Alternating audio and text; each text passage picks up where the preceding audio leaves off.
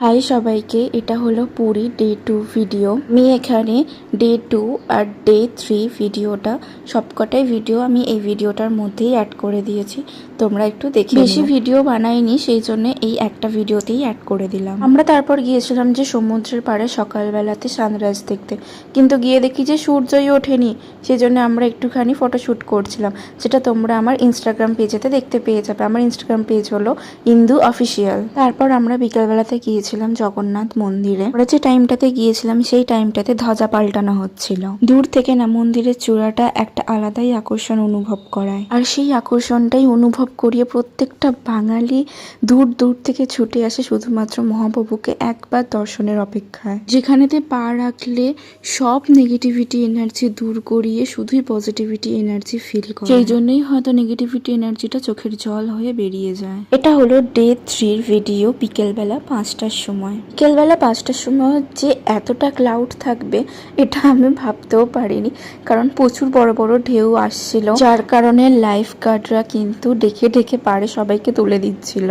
এখানে স্বর্ণালী আর অরিন্দম বলছিল যে ওরা একটু স্নান করবে, সেই জন্য আমরা বললাম যে এই বিকেলবেলাতে ঠিক আছে তোরা যা, আমরা পাড়ে বসে আছি বলে আমরা চেয়ারে ওখানে বসেছিলাম। আর ওরা কি হয়েছে দেখতে পাচ্ছ দূরে, ওরা দুজন স্নান করছিল, মানে মজা করছিল, ওদের ইচ্ছা করছিল যে আজকেই তো লাস্ট ডে, চলে যাব বাড়িতে, রাত্রিরে ট্রেন আছে আমাদের, সেই কারণে। তারপর 1 ঘন্টা আমার বর আমার সাথে বসে থাকার পরে ওনারও একটু ইচ্ছে করছিল ওদেরকে দেখে যে আমিও একটু নাবি, কারণ আজকেই তো শেষ দিন, চলে যাব। সেই কারণে আমি বললাম যে আচ্ছা ঠিক আছে যাও, গিয়ে নাবো, একটু মজা করেই নাও। আমি আর নাবলাম না, কারণ আমার অনেক কিছু গোছানোর বাকি ছিল, নয়তো আবার সব বালি হয়ে যেত। তারপর 2 ঘন্টা থাকার পর আমরা চলে যাই হোটেলেতে। আর হোটেলে গিয়ে ব্যাগ ট্যাগ প্যাকিং করে এই যে আবার মন খারাপের সময় আবার চলে যেতে হচ্ছে বাড়িতে, কারণ কিছু করার নেই, যেতে তো হবেই।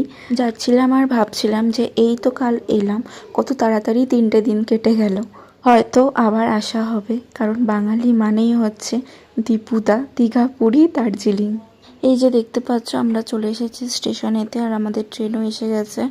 আমরা যাচ্ছি হচ্ছে শ্রী জগন্নাথ এক্সপ্রেসে। আর আমার মনটা একটুখানি খারাপ হয়েছিল, কারণ আমার সিটটা একদম আপারে পড়েছিল, কারণ আমাদের একজনকার সিটও একদম লোয়ারে পড়েনি, কারোর হয়তো মিডিলে বা কারোর আপারে এরকম পড়েছিল। পর দেখতে পাচ্ছ এটা হচ্ছে একদম আমাদের ট্রেন, আর এই সামনের কোচটাতেই আমরা দাঁড়িয়েছিলাম, সামনেটা, কারণ অরিন্দম গেছিল স্বর্ণালীকে তুলতে ট্রেনের মধ্যে, কারণ ওর অন্য কোচ পড়েছিল। এরকম সিট কার কার পড়েছে অবশ্যই কিন্তু জানিও। এই যে একদম দরজার সামনে মানুষ 14 বার যাচ্ছে আর বেরোচ্ছে, এতে মানুষের ঘুম চটকে যাচ্ছে। ঠিকঠাক চলার কারণে আমরা তাড়াতাড়ি বাড়ি পৌঁছে গিয়েছিলাম। সব ভিডিওটা